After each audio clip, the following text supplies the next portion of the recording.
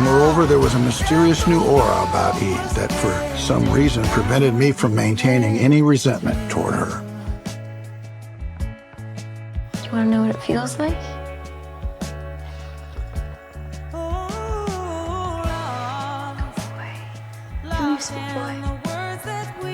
I had never encountered a creature quite so beautiful. Sometimes I hate what I am. I'm not afraid anymore. Because I know it's not pain. I stayed awake all that night and many others that followed. The demon was coming for Eve, but he would have to get through me first.